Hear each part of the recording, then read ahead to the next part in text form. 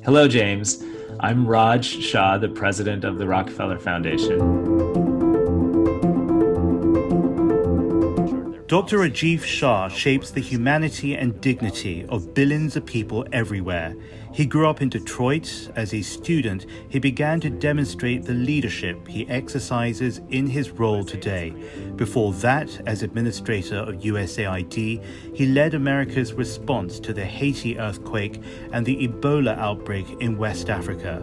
Now in COVID-19, he's calling on science, business, and philanthropy to unite in what he calls meeting this moment. Thank you very much, Dr. Shah, for joining us. This is an unfamiliar and for many people a shocking time. COVID-19 has left billions of people confused, devastated, and grieving. You're a citizen of New York. How's it feeling for you right now? Well, on a personal basis, I'm very fortunate. I have the opportunity to protect my family by staying at home, and we're able to make the transition to digital and remote work in a manner that allows the Rockefeller Foundation to get its work done and, in fact, accelerate its efforts to help vulnerable people at a critical time in our nation's history. On the other hand, America, I think, is struggling a great deal with this crisis that has already caused 1 out of every 5 Americans to become unemployed.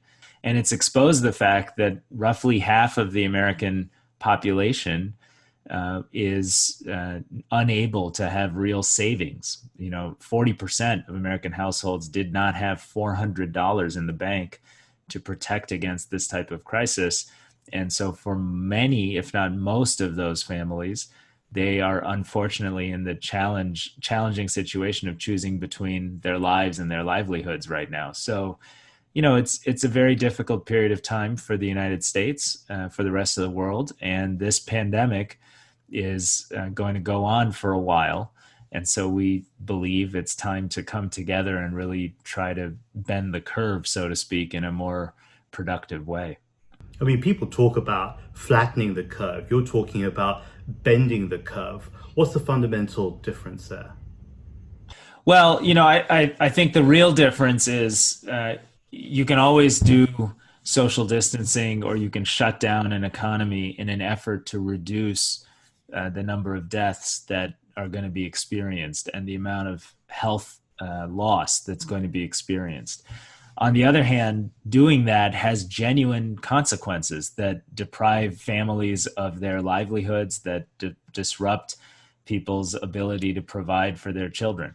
And that's devastating. And it's particularly devastating in America for lower income and minority populations that bear the brunt of both the health and the economic crisis right now.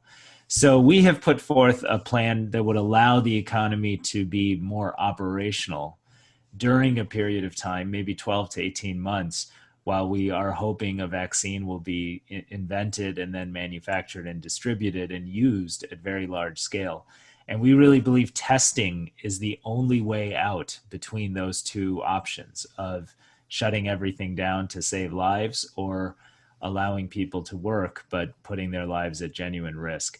And so America really does need to invest much, much more effort, resources, cooperation, and partnership to scale up testing in the United States. And that's what we've been trying to get done.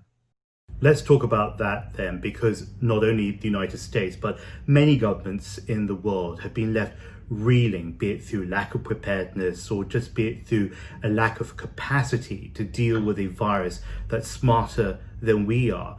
You, meanwhile, at the Rockefeller, have created a national action testing plan that seeks to transform not only the future for millions of Americans, but the present, the tomorrow for all these Americans too. How's that going to work, and how could that work quickly?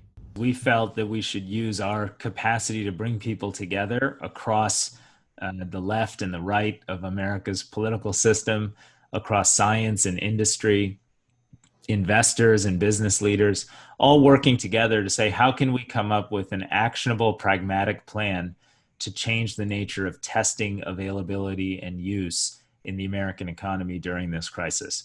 And our plan is very simple. It resides on moving from 1 million tests a week today to 3 million tests per week within 8 weeks, and then to 30 million tests per week within 6 months.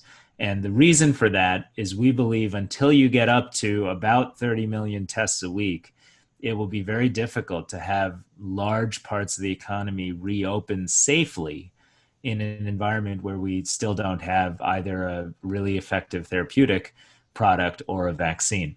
And the plan is something that scientists, industry leaders, investors, government officials from both Republican and Democratic administrations have agreed to and have identified really concrete actions that will help us get there. So our goal is to create a data-driven, evidence-based response that is grounded in scaling up access to testing, frankly, as has taken place already in parts of China, in New Zealand, in Australia.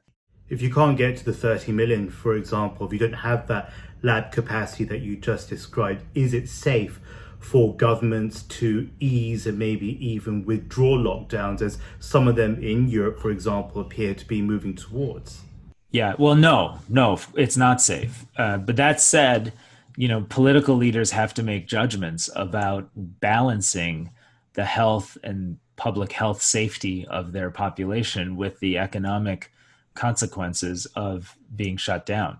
In the United States, we see a big spike in domestic violence. We see a big spike in mental health and depression and suicides. We see a huge spike in malnutrition because so many children depend on school lunches as their primary source of nutrition through our child nutrition programs. So leaders have to make the trade-off and say that we're willing to absorb a higher level of risk for certain parts of our population in order to reduce the negative outcomes of being shut down. What the Rockefeller Foundation is trying to do is craft a path forward that minimizes that trade-off, that allows you to use data and evidence in a targeted way to protect those who are vulnerable, both from the disease itself and from the consequences of shutting down the economy. The China Current continues its special coverage on the coronavirus outbreak. Go to our social media @The China Current and our website for interviews, videos, and podcasts. I'm James Chow. Thank you.